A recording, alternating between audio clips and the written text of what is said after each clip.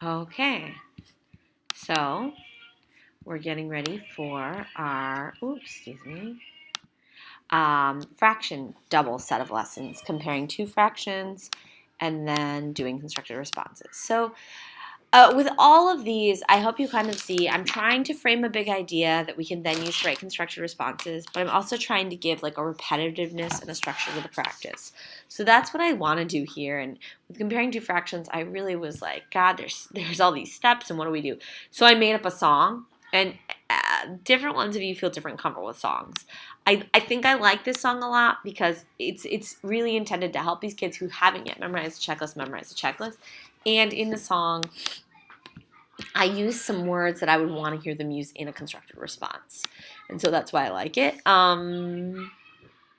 I don't know. If you're not going to use a song, then I'd really encourage you to stop and think, how am I going to teach this differently than the drill and kill I've done in the past, where I'm trying to shove this down their throats?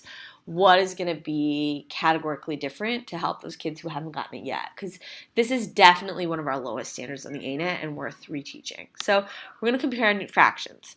When we're asked to compare fractions, we know we have our checklist. See if you can turn and tell your partner the checklist from memory. Do that, write the checklist. I'd hide your anchor chart on this day, right? Then say, okay, that is wonderful. Thank you for explaining. For those of you who don't have it, I have a new song. And in the song, here's what's super cool, friends, is it's going to help you also know what to write. So this is how the song goes, okay? I hope I don't mess this up. Use the top, same number. Use the bottom, same size. Are they both missing one piece? Then smaller pieces are the prize. Use half on a line, and if that doesn't do it, then use equivalent forms. Let's get right to it. I don't know what the tune is there. You can rewind and play the song again and memorize it yourself. Honestly, if even just they memorize this so that they have a framework for, okay, if I'm using the top because the tops match, that means they have the same number. If I use the bottom, then they have the same size, and that's giving them a hint on the words we want to hear in the constructed responses. Because here's what's really tricky about these is each of these is their own big idea. So anyway, you teach them that song, you practice. The way to teach a song, though, is you really have to spiral it. And then you are going to, fractions will pop up to kind of go with the song. So to say, look, use the top, same number. Use the bottom, same size. Are they both missing one piece? Then smaller pieces are the prize. Use half on a number line, and if that doesn't do it, then use equivalent forms. Let's get right to it. And then do it, right? Use the top. Oh, I see the top is the same. That means I have the same number. What do I want? Bigger pieces. So it doesn't do everything for them, but hopefully it helps them get started. Use the bottom up, same size pieces. Use the top, same number. Use the bottom, same size. I want more. Are they both missing one piece? Then smaller pieces are the prize.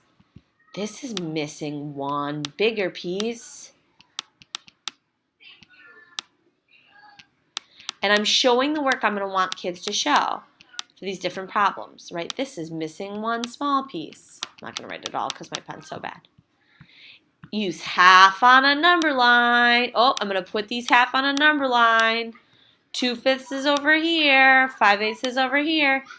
And if that doesn't do it, use equivalent forms. Let's get right to it.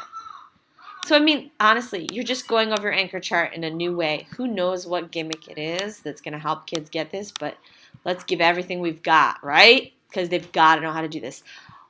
Again, I mentioned this in one of the first videos, but for this, I am being really intentional that we're just comparing two fractions. We're not ordering fractions. Honestly, we have enough to do with comparing two fractions. That hasn't been going really well. That's what we're going to work on. Sorry. Then we're just practicing. And friends, use your song. This is one kind of word problem we might see. What should our work look like? We don't really know. There's 5 kinds of work. There's 5 kinds of work. We're going to have to kind of check. Like here, use the bottom same size. This has the bottoms that are the same size. And maybe what we do say is, I want to see all of these marked. So I want to see 3/5 and 2/5 on your paper. and you say, check, check, same size, I want more pieces. Whoop, that's not right. Let's do our next one. 3/5 and 3/8. Oh, oops, that's supposed to be a 5. Pretend that's a 5. Use the top same number. Oh, same number, we want more pieces. Well, that's not our answer. This one, go ahead and tell me, what do you think? We can use the top same number. Oh, we want the bigger pieces. This one looks like it's right. Let's do the next one. Anyway, you get the idea, right? And then you're just practicing showing your work and singing the chant over and over again. Here, to really drive home, like this is one question. It's really tempting when one question has 3 problems to just kind of do it in our brain. But no, we're going to show work for each of these. Let's say our chant. Use the top, same, bottom. Use the top, same number. Use the bottom, same size. Are they one away from the whole? Then smaller pieces are the prize. Use half on a number line. If that doesn't do it, then use equivalent fractions. Let's get right to it. Well, I'm going to have to use equivalent fractions. You get the idea, and you're going to show work for each of these. So that is that lesson.